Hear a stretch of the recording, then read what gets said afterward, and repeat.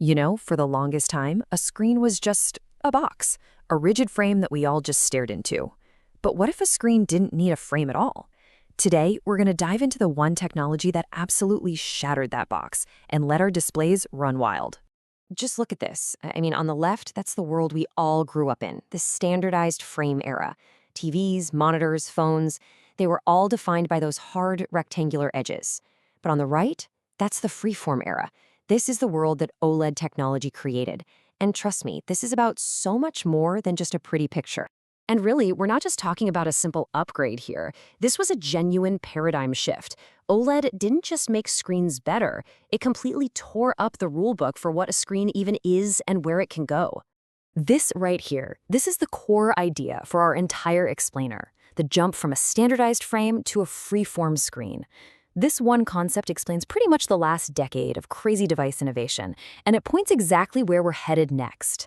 So the big question is, how on earth did it happen? Well, it all comes down to one single brilliant innovation.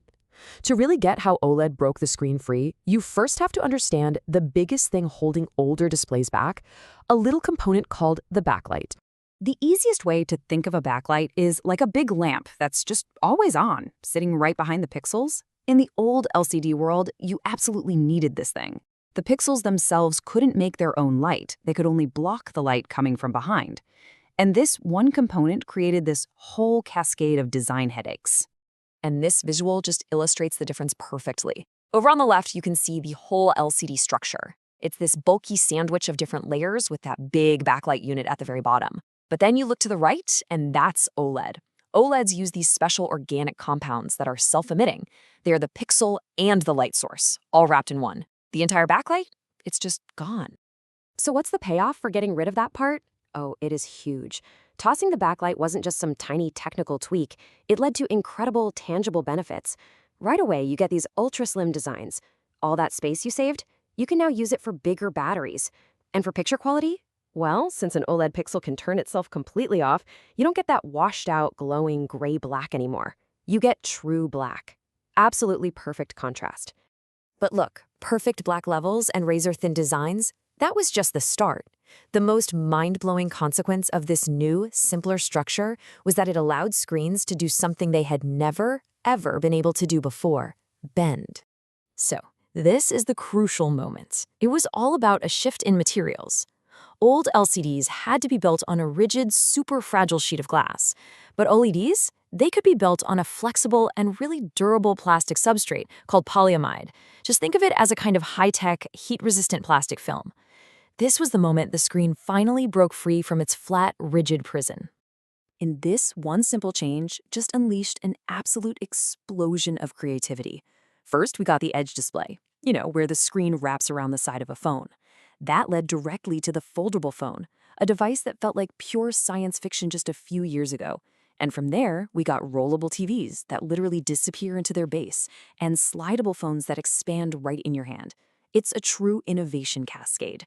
Once a screen can be flexible and thin and even transparent, you can start putting it in places you never, ever imagined. Suddenly, it's not just about the device in your hand anymore. It's about weaving displays into the very fabric of the world around us. And we're already seeing this happen. Transparent OLEDs are turning things like subway windows and storefronts into these dynamic, futuristic information displays. And in the car world, that same flexible plastic foundation, now they call it plastic OLED or POLED, is so durable and heat-resistant that it's perfect for those beautiful curved dashboards that are becoming the centerpiece of modern cars. Of course, when you have a technology this revolutionary, it doesn't just change products, it completely upends industries and kicks off a fierce global competition to control the future of the display. From a pure business strategy standpoint, this was a brilliant move. Pioneers like Samsung and LG Display, they poured resources into commercializing OLED. They basically used it as a shield against the incredibly competitive LCD market, and in doing so, they gave themselves a huge technological head start. This timeline really puts it all into perspective. The 2000s, that was the era of LCD dominance, no question. The 2010s were completely defined by the rise of OLED. And that brings us to right now, a brand new race for whatever comes next, and the competition is heating up all over the world. So where is this race heading now? Well, first, we've got technologies like tandem OLED. The simplest way to think about it is stacking two OLED displays on top of each other. The result is a single screen that's way brighter and lasts a whole lot longer. But the real frontier is micro OLED. This is the key to the next major computing platform, augmented and virtual reality. See, to make AR and VR feel real, you need an insane number of pixels crammed into a tiny space right in front of your eyes. And that's exactly the problem micro OLED was designed to solve. Which brings us right back to that core idea of freeform. We've watched screens go from being stuck in rigid boxes to becoming flexible sheets of light. We've seen them fold and roll and even turn transparent. So the final question really isn't just about what our next phone is going to look like. It's about a world where literally any surface could potentially become a screen.